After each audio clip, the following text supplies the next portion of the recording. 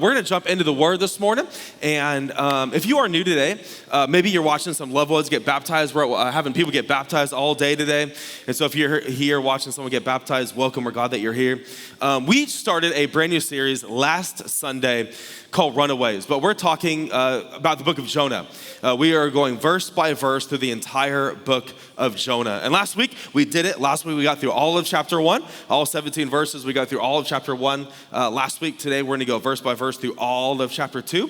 And I know a lot of you talked to me afterward and DM me or saw you after church or, talk to friends and connect with all kinds of stuff. I know last week was a gut punch for many of us. The best compliment I've ever received after a sermon is a girl came up to after church and was like, hey, you need the lawyer up. I'm going to sue you for assaulting my soul today during that sermon. Today was very aggressive toward my soul and I need to change. So I know last week was a very big, look in the mirror talking about Jonah chapter 1. And just by way of introduction, if you missed it, we went through all of Jonah chapter 1 that God has called us. God has challenged us to go. God has challenged us to respond to this call. But as many of us can identify with Jonah, many times we go the opposite way. Many times we run not to Nineveh, we run to Tarshish. We run the opposite way of what God wants us to do. We spent all of chapter 1 talking about that gap between the call of God and where we run to and where we go and how we respond. If you remember last week, chapter 1, verse 17, the very last verse is when Jonah got thrown off the ship and the fish swallowed Jonah. That's where we ended last week. And once again, I know for many of you, I'm ruining the book of Jonah because VeggieTales has lied to you. And the little children's books that we read do not tell us truthfully what's going on in the book of Jonah. It has nothing to do with the fish, has nothing to do with the whale, has nothing to do with all the little kids' story that we think it is. It has to do with someone that is called to do something and who rebels and runs away, and what happens, and how many of us can relate to that we've also spent days and hours and weeks running from what God wants us to do. And so that was kind of chapter 1. If you missed it, I would really, really encourage you. Obviously, I can't recap all 17 verses, but I'd really, really encourage you to jump online on YouTube, podcast, whatever, Jonah chapter 1. But here we go, Jonah chapter 2. I'm gonna read from the ESV version. There is a Bible there right in front of you. If you wanna grab that, the one right in front of you in the pew is an ESV version as well. As normal, if you don't own a Bible or don't have one, that one's yours. Take it. If you need a Bible, you can grab that one. We're going to read from the ESV version. I usually read from NLT, but we're going to read from ESV during this series, which is more word for word translation from the Greek to English. So here we go. Jonah chapter 2. You ready? Okay. The other 300 of you, hopefully you're ready. Outside the 7 of you said yes. Are you ready to go? There we go. All right, here we go. Jonah chapter 2. We're going to go verse by verse, and once again, if you're kind of newer to our church, I'm going to read a verse, read 2-3 verses, stop, talk about it. So we'll read, stop. So here we go, Jonah chapter 2 and verse 1. So once again, he got swallowed by the fish. He's in the belly of the fish. They've thrown him off board, and now we pick up in the belly of the fish. It says this in Jonah chapter 2 and verse 1. Then Jonah prayed to the Lord, his God, from the belly of the fish. Okay, let's pause right there. We're one verse in. The first verse of chapter 2, so he's disobeyed, he's ran from God, he's brought an entire storm upon the ship that he's on.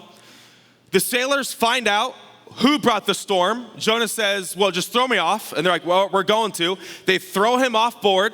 They tell God, this is not our fault, this is you, we're gonna throw this guy off board. They throw him off, and then a big fish comes and swallows him. The first sentence of Jonah chapter 2 with him in the belly of the fish, it finally says that then Jonah prayed to his God in the belly of the fish. Now, if you were here last week, that one sentence should trigger memory of Jonah chapter 1. Why? Because what happened in Jonah chapter 1? Do you remember? He's down in the bottom of the boat sleeping. He's passed out. The captain of the ship comes to the bottom of the boat and wakes him up and says, hey, we're all dying. You need to wake up and pray to your God. We've all prayed to ours. We've all shotgun heaven with all the gods that we can think of. None of these gods are stopping the storm. So you need to wake up and come pray to your God. Do you remember, does Jonah wake up and pray to God? No. He refuses to pray to God. While he's awake and alive and somewhat doing well, they go, will you pray to your God? He was like, no, I will not. I would rather you throw me off board Then pray to my God. They do throw him off board. He gets swallowed by a fish. He's in the belly of a fish in the middle of the ocean. And what's the first verse we read in Jonah chapter 2? Then Jonah. You should laugh because it's funny. Then Jonah prayed to the Lord. Why?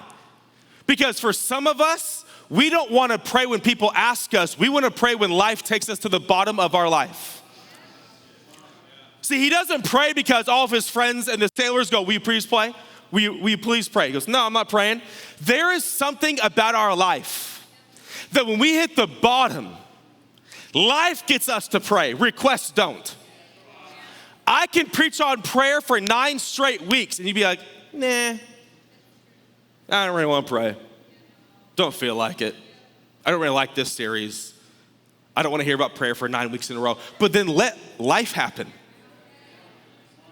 Let life swallow you whole and feel like you are on your way down, down, down, and then watch something arise you. Okay, I need to start praying. Why? Because life has a way of bringing us to our knees. Because we truly don't pray out of coercion. We truly pray out of desperation. We can't be coerced. I can preach on prayer. We can sing about prayer. We can go into a time of prayer right now. And if you are not in a spot of desperation, a spot of I need God, prayer is optional. Prayer's optional for those on boats. Prayer's non-optional for those dying in the middle of the sea swallowed by life. It's interesting how prayer becomes non-optional when you have no other options. But when you're up top on the boat, we have some other options, don't we? Well, I could try to row back. I could try to get on a different boat. And how many of us, just like Jonah, we try to get all of our options in line, trying to get back to shore. But once we know we have no other options and life has swallowed us whole, look, the first thing that Jonah does, hey, can you pray? Absolutely not. Throws off boat, swallowed. Hey, Lord, I would like to talk to you now. Why? Because life does that to us all. Life has a way, we don't truly pray out of coercion, out of request. We pray out of necessity. We pray out of desperation. Why? What many authors would call this, and if you look in the Old Testament, that term swallowed up, every time it's used, it's about an army swallowing up a nation or an army swallowing up another army. Every time that word in Hebrew, swallowed up, every time it's referenced, it's about death. It's about something ending. It's like, oh, life swallowed us up, or this army swallowed us up. It's a term of death. Why? What many authors and scholars would call this is the dark night of the soul. It's when life is over. It's when you see no way out. It's when you've ran out of options. It's when you've knocked on every single door that you know how and none are opening. It's when you have tried everything you humanly know how, or even theologically know how, or financially know how, or relationally know how. This is what many scholars call the dark night of the soul. In other words, it's the worst season of your life. Is what? In the belly of the fish. It's when you think life has completely consumed you. And by the way, if you have not been there yet, not to be the doomsday preacher, but there's gonna come a day. There's gonna come a moment. There's gonna come a night when you feel like life has swallowed you whole and there's no way out. And in that moment, you are greatly learning something about yourself. Who is the first person you turn to? Who is the first thing you turn to? What is your first option when you feel like this is it? This is it for our marriage. This is it for our business. This is it for my health. This is it for this relationship. This is it for our finances. This is what? The dark night of the soul. And if you have not had one yet, either you're 11 or life is coming. Not because God's awful, it's because we live in a broken world with broken people. And life touches us all. None of us are escaped. None of us get out. There's no pass go and collect $200 in this. We are all gonna have a moment of Jonah's life, of we are engulfed, we are swallowed by life, and what does Jonah do? The first person he turns to is, hey, God, I'd like to talk now. I know I didn't want to talk to you last year, but I want to talk now. I know I didn't want to talk to you last season, but I want to talk now. I know when I was at 17, I didn't want to talk, but now I want to talk. Well, because life has a way of bringing us down to the very core of our being, and usually, hopefully, God is the person who turns, I want to talk now. I want to talk now. Why? Because every one of us are going to have this moment that we need to ask, who do we turn to? Where do we go? And God wants to not be your last resort. He wants to be your first option of the person that you turn to. And this is the thing about the dark night of the soul, about this moment that life engulfs us. None of us want it. None of us are praying for it. And if you are, we need to go to counseling. None of us want the worst season of our life. None of us want life to engulf us whole. But what we become from these moments, the human you become, the man you become, the woman you become, from these moments is when God does his deepest work. Have you ever thought about it that sometimes looking back to that worst week or the worst season is also the thing about yourself that begin to grow, begin to flourish? That's when you got your backbone. That's when you got your grit. That's when you got your sympathy. That's when you got your deep care and compassion. Where did you learn that from? Why are you so friendly? Because you experienced non-friendliness. Where did you receive such deep compassion? I was hurt so deep. When did you receive so much empathy? When I received none. If you would take a moment and look back to the dark nights of your soul, if you were honest, that's what made you. Mountaintops don't make us, valleys do. Valleys make us, mountains expose who you are. Money and life, those things don't make you, they expose who you are.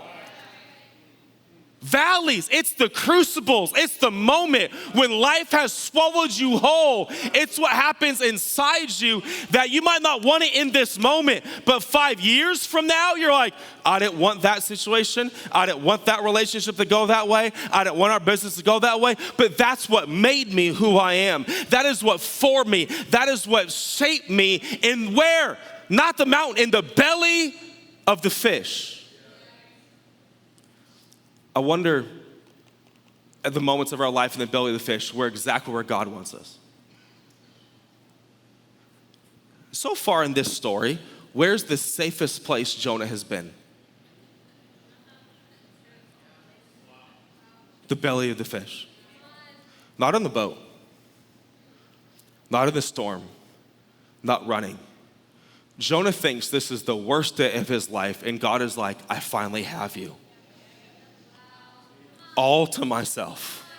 And now you can't escape me. There's nowhere else for you to go. There's no one else in the belly of the fish. You have no one else to talk to but me. You have no one else to relate to but me. See, many of you thought that God was trying to make you lonely, though he was trying to make you isolated. That's not the same. He was trying to get voices out of your life, people out of your life, so that it's just you and him. And what begins to happen? Hey, God, I would like to talk now because I've ran out of people to talk to. And there's no one else in this belly of the fish with me, so I think I want to talk to you. And God's like, finally. Now listen, you can try all you want to skip these moments, but you'll be in one eventually. And it's the moment that none of us want, that oftentimes when you look back, it's the place where God does his deepest work in every one of us. Me and my wife have been through, over the last 12 years that we've been married, 13 years dating and flirting on AIM. 7 to 10 massive life-altering moments. massive ones. And I'm sure you have too. I would never want to replay those 10 moments of my life, ever. But I would also never exchange the person I became because of those moments. I would never choose them, but I'd also never replace them. And I'm not saying God is the author and hurling horrible things at you. That is not what I'm saying. What I am saying is God will use it. God will take it and go, oh, I'm going to shape you into the girl or the man or the wife or the husband or the father or the friend you only dreamed of. But now I'm going to use this situation to make you, to form you into what? Who I've always called you to be. He calls out, I love this verse. Sorry, I love this quote by C.S. Lewis. Now we cannot discover our failure to keep God's law except trying our very hardest and then failing. Unless we really try, whatever we say, there will always be in the back of our minds the idea that if we try harder next time, we shall succeed in being completely good. Thus, in one sense, the road back to God is a road of moral effort, of trying harder and harder and harder. But in another sense, it is not trying that is ever going to bring us home. All this leads us to the vital moment at which you turn to God and say, you must do this because I can't. Do you know what the belly of the fish is? I'm done. I quit. I can't do this. I can't get out. I don't know what to do. I don't know how to get out of this moment. It's the white flag of your soul. It's the white flag of your mind. It's the white flag of God, I'm done. Every single one of us at some moment are gonna have a C.S. Lewis says, I'm done. I quit. And this is the moment in what? The belly of the fish. Let's keep going. We've read one verse. He finally cries out. God finally has him. And look what he says. That Jonah prayed to the Lord his God from the belly of the fish, saying, I called out to the Lord in my distress, and he answered me. I called out to the Lord out of my distress, and he answered me. Out of the belly, oh, we're gonna get real nerdy. Stay with me. Circle that word belly, underline it, put a little note in your head. Out of the belly of Sheol, I cried, and you heard my voice. He gets thrown off, flailing about in the sea, swallowed by a fish. The fish is going down. We'll see in a moment. He has no other option, so he starts crying out to God finally. And look what he says. I called out to the Lord, and he heard my voice. What's very interesting, he makes us two things. Out of my distress, I called. Out of the belly of Sheol. Where did he call out from? His distress. Leave us wait to get back to dry land to call. Okay, I know I need God. I know I can't do this on my own. Let me just get back to land. Let me just get out of this scenario. Let me just fix what I did. Let me just get some air back in my lungs. Let me just get my feet back on some dry ground. And then once my life is kind of put back together, I'm gonna call out to the Lord. He does not wait till dry ground. He doesn't wait till life is looking up and up. He calls out to God right where he is. Let me just talk to you this morning. If I got a couple more Sundays, I'm gonna reach out to God. Don't wait any more Sundays. Okay, my life's getting better. Once I get back to dry ground, once I fix these few things, once I get rid of that addiction, once I fix that issue, once I kind of get my head above water, once my life is kind of put back together, I'm gonna reach out to God. Don't wait another day. Don't wait another moment. Right in the middle, right in the moment of your distress. We don't call from God from dry ground. We call from God from the belly, from the dark moments, from the invisible moments, from the worst moments. Don't wait. I'll call out right now. He's waiting for you to call out right now, in the middle, in the darkness, in the mess. You don't clean yourself and then come to God. You come dirty. You come broken. You come addicted. You come angry. You come abused. You come lost. You come isolated. You come as you are. Right in the middle of your mess, God is waiting for you to call out from where? The belly of the fish. Why? Because it's not over. I know the moment right now seems like this is it. You ever said that to yourself? This is it. In this moment, I'm not getting out. There's no way out of this time. I got out of a few bellies a couple years ago. I got out of a few moments 10 years ago, but I'm not getting out of this one. It's not over. You can invite God in. By how? Crying out. Lord, I'm waving the flag. I need you to help right now. Why? Because just like Jonah, there are many scenarios we got ourselves in that we can't get ourselves out. Who got himself put there? Jonah. Who can't get himself out now? Jonah. And how many of us can relate? There's been some situations I've got myself in, but I could not get myself out. And when that happens, that is when God is waiting for you to go, I need you now. I need you to come into my situation. I need you to come into my distress. I need you to come into the belly of Sheol and rescue me. Now, this is where we get real nerdy for a moment. If you go back to Jonah chapter 1, the 2 times that use the word fish, there's only 3 times in the entire book. 3 times the word fish is used, and we think the entire book is about Jonah and the fish. 3 times, only 3 words are about the fish. The first 2 words in the Hebrew are male tense.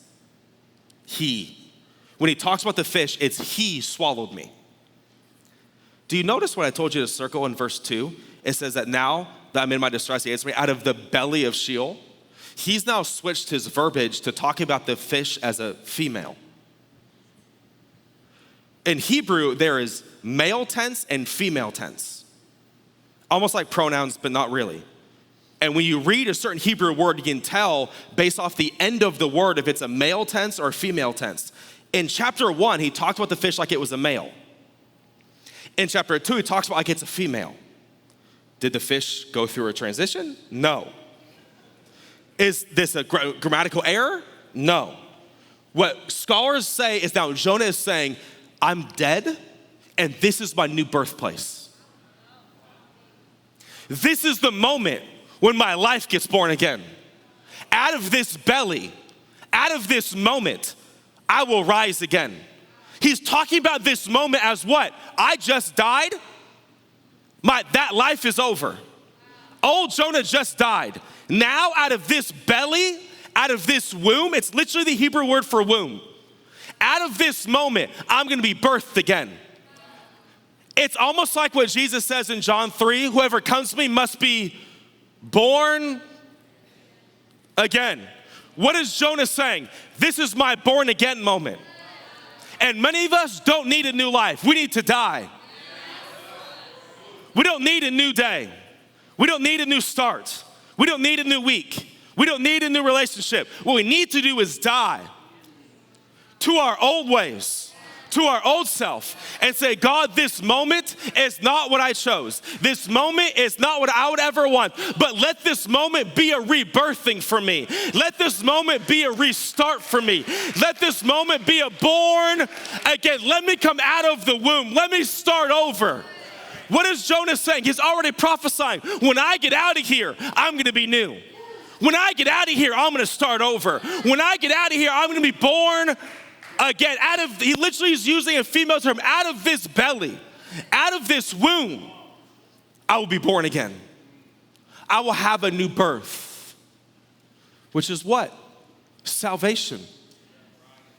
Friend, just to remind you, you don't go from being a bad person to a good person. That is not the gospel. You are not a good person now. You were not bad, now you're good. You were dead. and now you're alive. The gospel is admitting your death. The gospel is admitting you are over. The gospel is admitting you have no more air in your lungs, and I need what? To be born again. But this moment doesn't happen until you admit you're dead. You can't get CPR until you admit you're not breathing. I had to do like lifeguard training stuff for like a camp. I served that when I was like younger.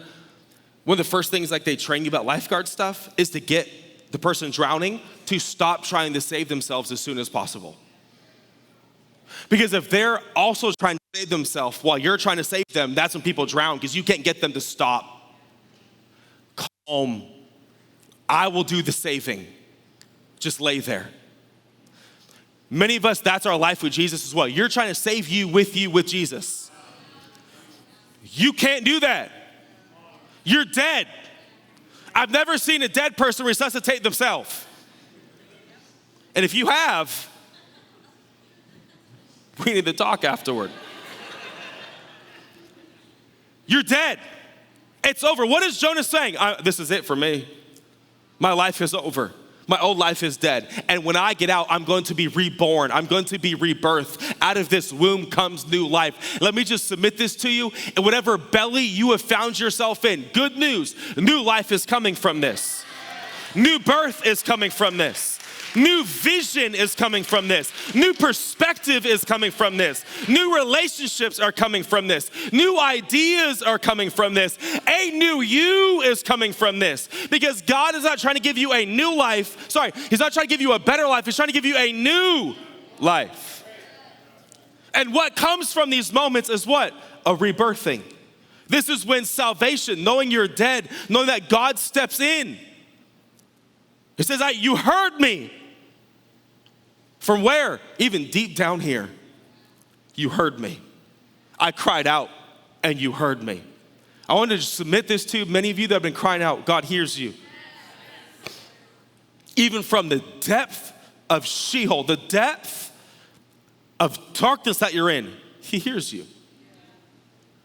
He goes, I want this to be what? A rebirthing, a renewal for my life. Verse 3, let's keep going. I wish I had more time. Look what it says, for you cast me into the deep, into the heart of the seas, and then the floods surrounding me, and all your waves and billows passed over me. Then I said, I am driven away from your sight, yet I shall again look upon your holy temple. The waters closed in on me and take my life. The deep surrounded me. Seaweed is wrapped around my head. And I see the roots of the mountains. You see the language. They're like, I'm going down. I see the bottom of the sea. Seaweed is wrapped around my head. The waters engulfed around me. But I want you to catch one phrase that he said. That if I had 40 minutes, we'd talk about this one sentence. Verse 3, look what it says. For you cast me into the sea. Wait a minute. Who cast Jonah into the sea? It's not a trick question. The sailors. But here he says, you cast me. Does he have memory lapse? Is the oxygen leaving the whale's stomach and he's starting to lose consciousness? What? No, what is Jonah saying? I know they did it, but I know it was you.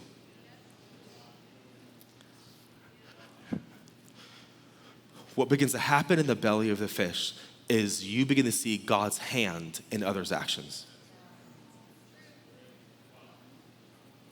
Oh no, I know they did it, but I know it was you that used that. No, I know they said that, but no, it was you that was talking to me. I know they did that, but I know it was you that was using that to make me into the person you want me to be. I know they did that, but I saw your hand. I know they said that, but I saw your will.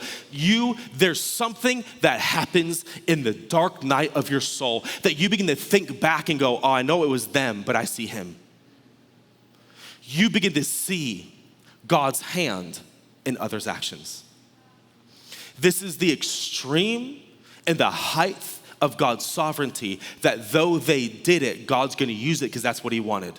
He's gonna use it in a certain way to make you, to create you. And there's been times, I'm sure in your life, and I know there's been times in mine, that I look back and I go, I know that was God.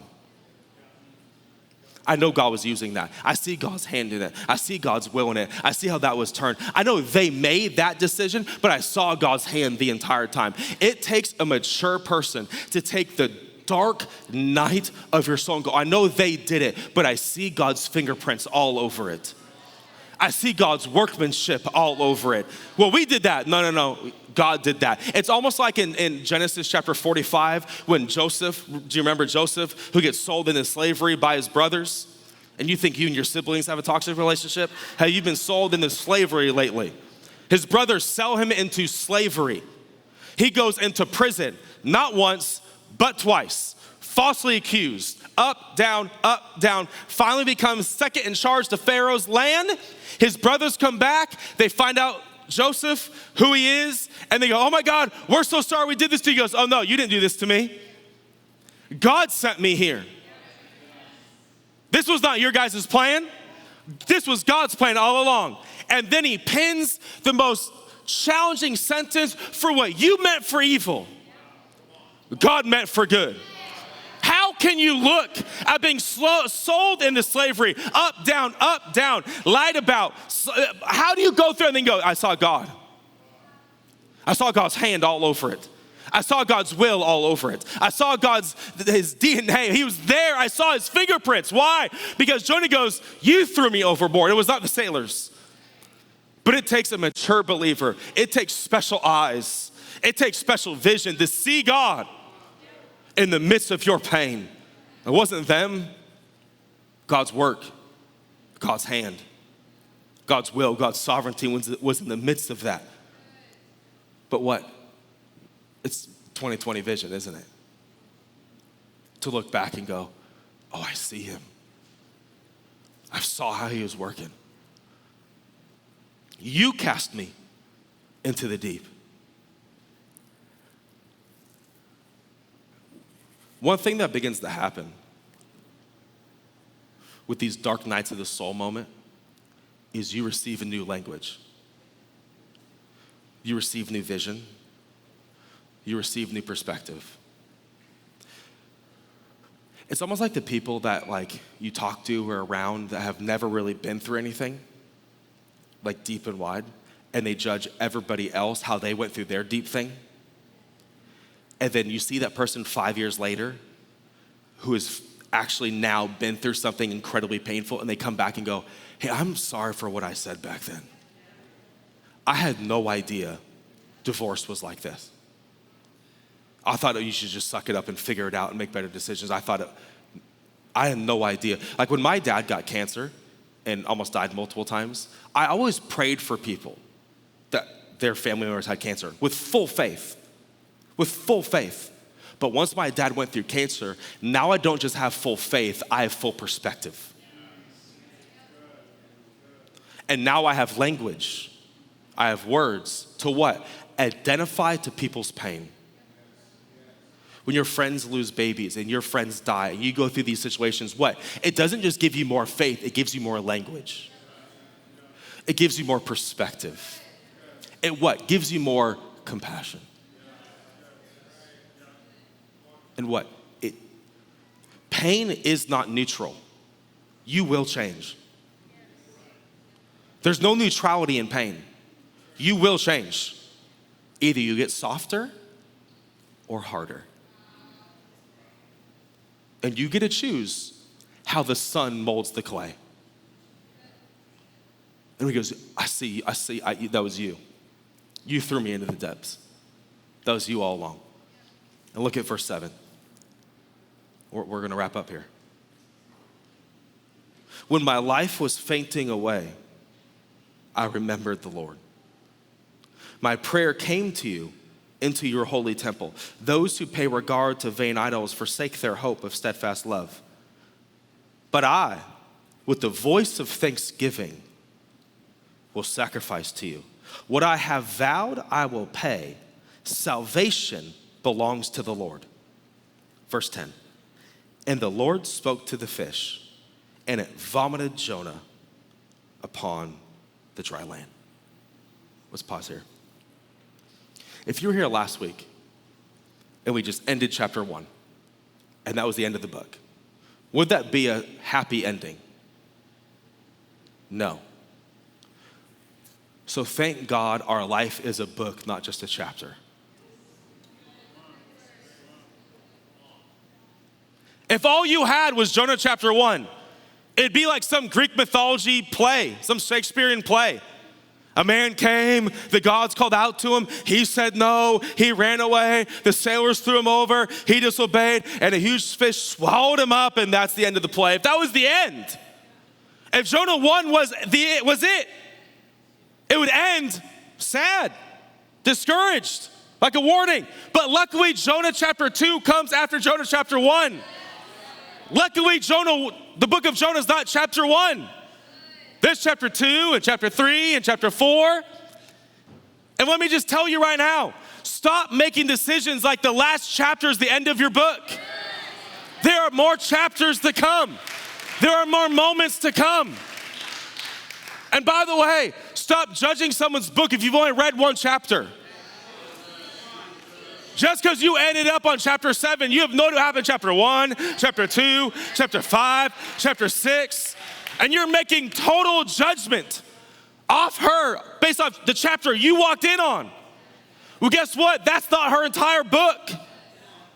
There's chapters before, and guess what? There's gonna be chapters after. Because what happens, he gets swallowed, and what you would think it's over. If you ended Jonah chapter 1, well, that's it. Sucks for Jonah. Disobey and get swallowed. I guess that's God. It's over. No. Chapter 1 ends with the swallowing. Chapter 2 ends up with the vomiting. The end of chapter 1, it's over. Wow, sucks for Jonah. End of chapter 2, he's alive. Do you see how the stories end? Do you see how the chapters end? Because just because the last chapter ended that way does not mean this chapter will end that way. Stop self-sabotaging the current chapter because you think every chapter is gonna end the way the last chapter ended. It's a new chapter. It's a new day. It's a new moment. The last chapter ended with you getting swallowed and it being over. But this chapter ends with hope. The last chapter ended with disappointment. This chapter ends with, he's alive? At what? I get a second chance at life. I get to start over. I thought I was done. I thought I was gonna die. I thought this was it for me, and yet I'm on land again. I'm alive. Why? This is where I want to end, and I wish I had another 40 minutes. Verse 10, the saving, the hope, right, doesn't happen unless you call out in verse 1. Why? Because God will not step in where he's not invited. Why does this happen? Because he goes, I'm done. I quit. I need you. Come step in. I invite you. We don't get the rebirthing. We don't get the new hope. We don't get the rebirthing of life unless back in chapter 2, verse 1, I called out to the Lord. It starts with you calling out, and then God will do the rest. It starts with you inviting him in and let God do the rest. It starts with you humbling yourself and saying, God, I need you, and he'll do the rest. Why? Because I love this quote by my favorite author of all time. St. Augustine says this, he who created us without our help will not save us without our consent. He who made us without our help will not save us without our consent. Which is what? Him saying, I'm waiting for you to call out. I'm waiting for you to reach out to me. I'm waiting for you to cry out. And what? He gets thrown back on land. And what happens? It's almost like he gets a second chance at life, which is What? Salvation. When your old life is gone and you get a second chance at life. You get a second chance at being a human, a true human. You get a second chance at that marriage and those friends and money. What is salvation? It's a rebirthing and a second chance. And I end here. Don't you see chapter 2, who it's really about? A man goes to the depths of the earth for 3 days and 3 nights, and he gets reborn. Oh, wait a minute, this story isn't just about you, it's about Jesus. For he is the ultimate Jonah. He didn't just go into the belly of the fish, he went into the belly of the earth for 3 days and 3 nights, and he came out as the rebirth, the rebirthing, the restarting. And now because of the true Jonah, now because of the ultimate Jonah, we get a rebirthing now, we get a restart now. Now we don't have to go to the belly of the earth because Jonah already did. We don't have to go to the belly of the sea because Jonah already did. The story's not just about you, it's about Jesus. He's the ultimate Jonah that went to the earth for 3 days and 3 nights and what? Was born again, relived again. Now because of his rebirth, we now get to what? Have a rebirth, have a start over. But what? It all starts with repentance. It all starts with, I'm done. I tap. I quit. It's like, I'm in charge of my life. How's that going? Super great? How about tomorrow? No. Back to my C.S. Lewis quote. There comes a moment where I quit. I can't. God, you must. If we want the verse 10, the rebirthing, the vomiting, the restarting back on land, it has to start with verse 1 going, I call out. I submit. I need you. I invite you into my distress. And if you do that, watch the ending of this chapter not be the same as the ending of last chapter. Hey, last chapter happened. Jonah 1 happened to you. What a horrible season and chapter you went through. But guess what? Chapter 2 is coming. A new chapter is coming. A new day is coming. And if you want this chapter to end not like the last one, you have to start different. Jonah chapter 1 verse 1 starts with him running. Jonah chapter 2 verse 1 starts with him calling. Jonah chapter 1, the end, it starts with the swallowing. Jonah chapter 2, the end, it starts with the vomiting out. Do you see how if you start somewhere, it dictates where you go? Jonah 1, he ran. Jonah 2, I need you. I want you. So today what we're gonna do, go back in this, back in time of worship and sing and lift our voice and soul. What we're gonna call out. And some of you right now, you feel like you're in the belly of the fish. What a great day to call out. You feel like your life is over right now. What a great day to call out. You feel like this scenario has swallowed you whole. What a great day to call out. You don't know your way out. What a great day to call out.